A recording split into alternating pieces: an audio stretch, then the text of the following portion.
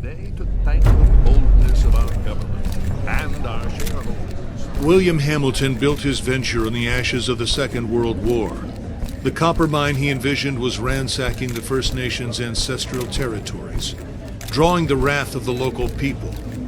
It definitely took nerves of steel to stay the course despite all this hostility.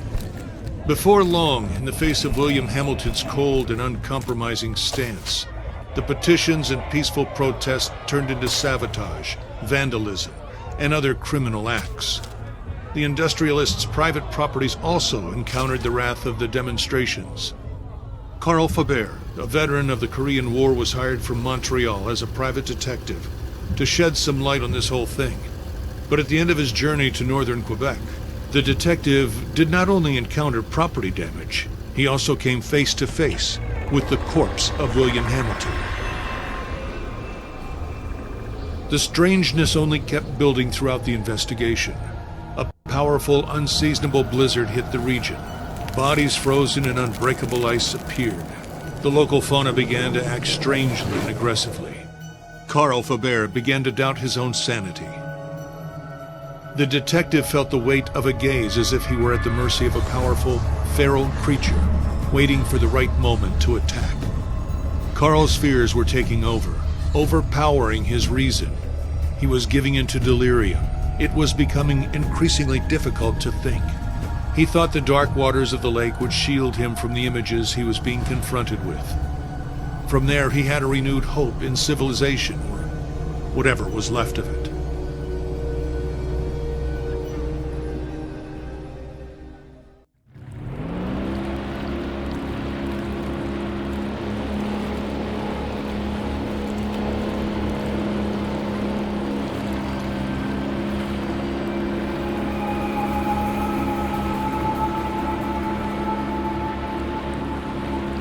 Carl knew that on one of these shores stood William Hamilton's lavish mansion, and there the detective had hopes of finding a way out of the area. A phone, a truck, and who knows, under the luxurious paneling and damask carpets, he might be able to find answers to his questions.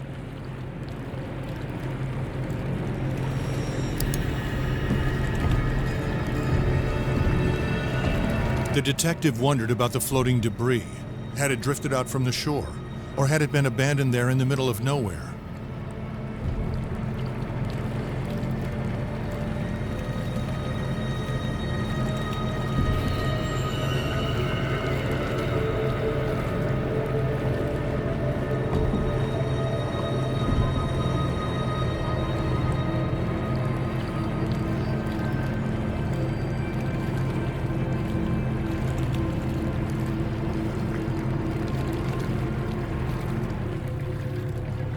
Carl saw a boat in the distance, clearly piloted by one of his own.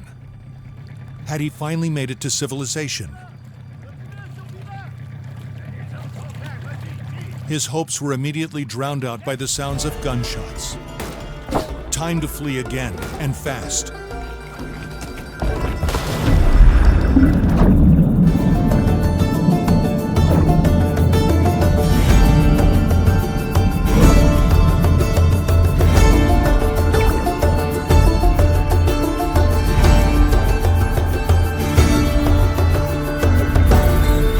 Swam without a thought, yet each stroke was desperate.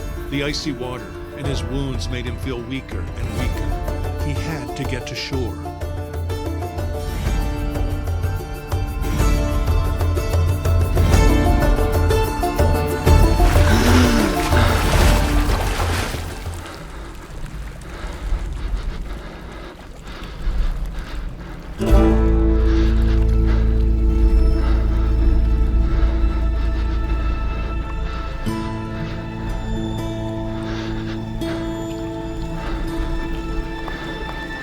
The bleeding and the hypothermia were tearing at Carl's poor body. When he finally saw a light in the distance, he was filled with a faint sense of hope.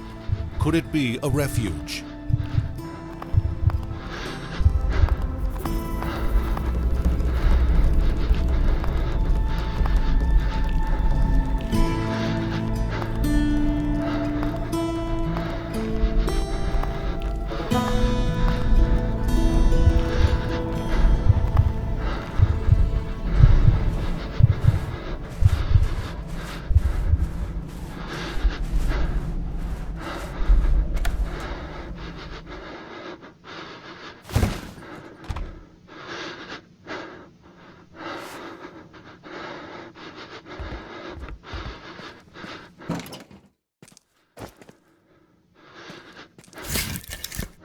The red glow of the flames allowed Carl to see the full extent of his injuries.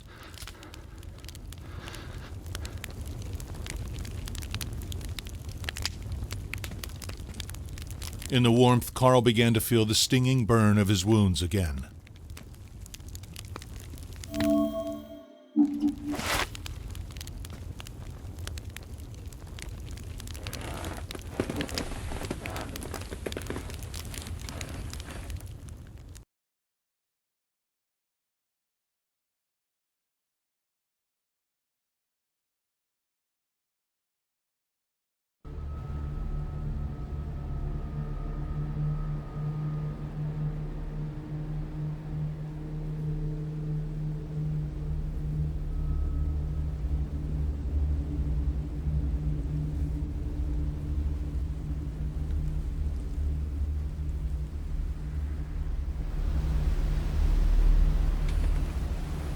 Carl struggled to wake up.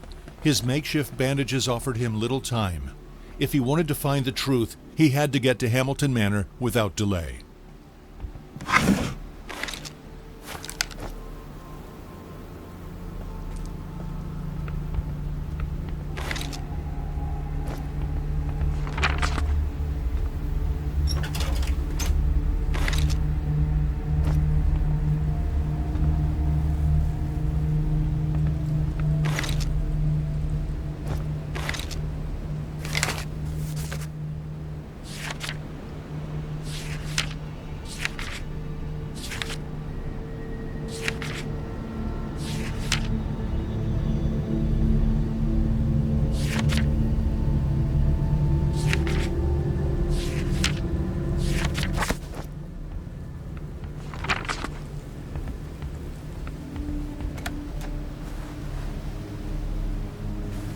Carl left his makeshift refuge. He knew where he was going, a more comfortable but otherwise unsettling place, Hamilton's mansion.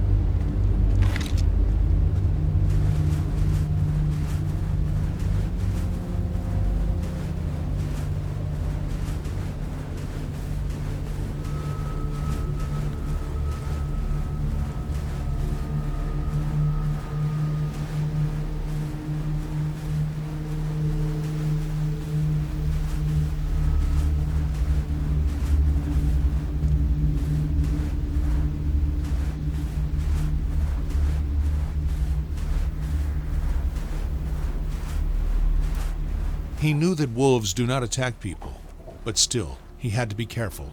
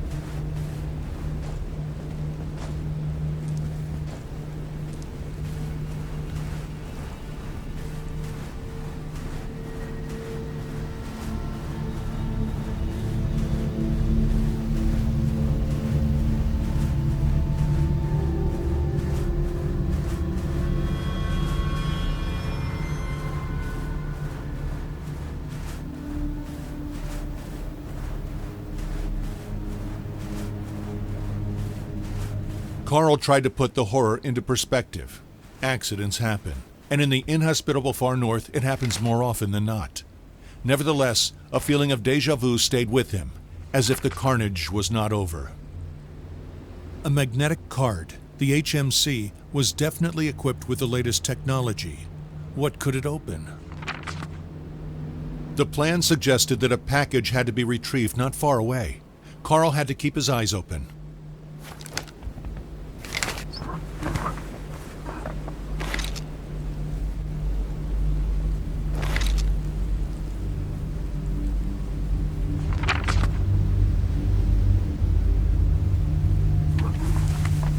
What were these mysterious fragments, and why was there a warning about the mist? This letter raised more questions than it answered for the detective.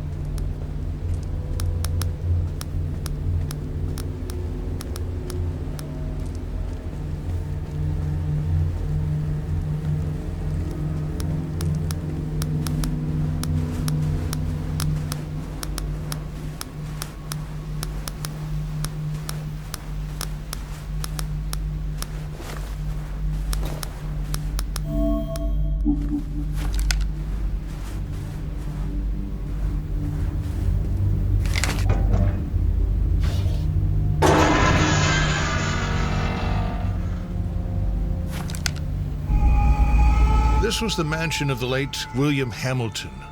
No doubt about it.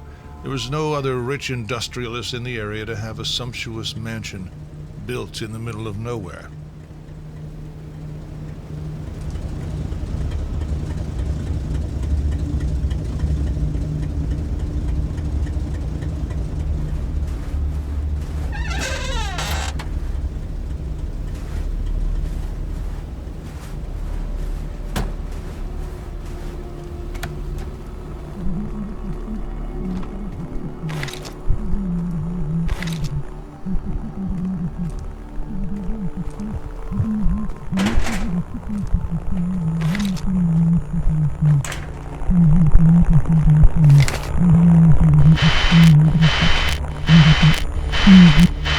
Si vous entendez ceci, ce message est crucial.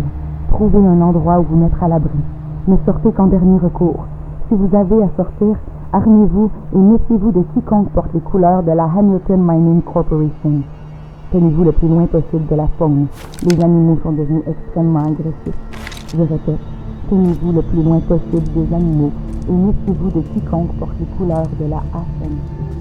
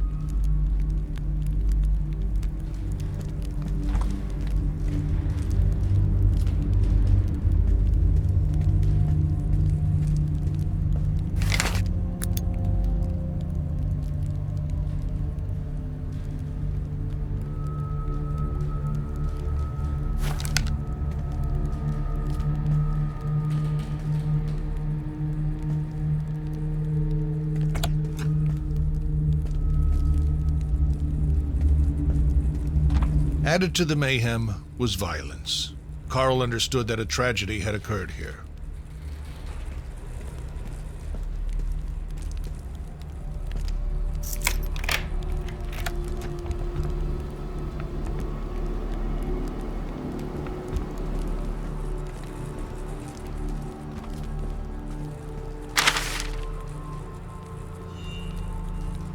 Carl was overcome with a strange emotion. The crossword puzzle was in French, so he guessed it was the work of a Hamilton employee and not Hamilton himself. Carl was overcome with a strange emotion. The crossword puzzle was in French, so he guessed it was the work of a Hamilton employee and not Hamilton himself.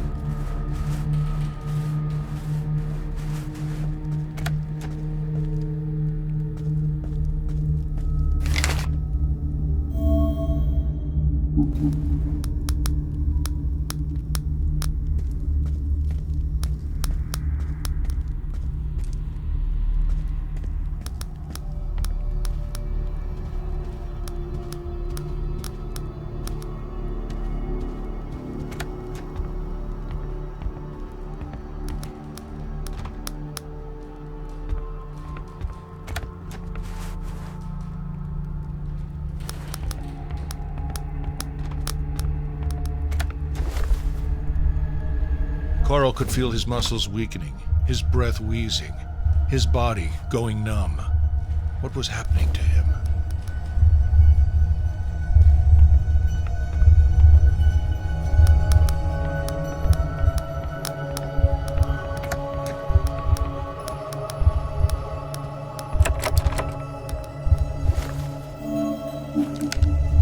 The floor was rocking. The walls seemed to be running from Carl's hands as he tried to steady himself. Something was not right.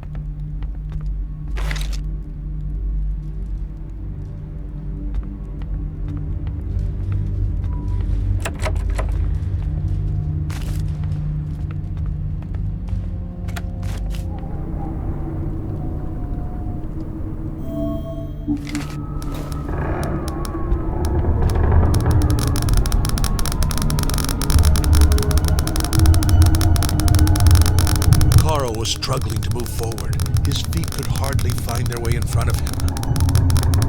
He doesn't know which way he came from or the way he's going. Everything seems to be going in a circle, a spiral carrying him. He doesn't know where or how.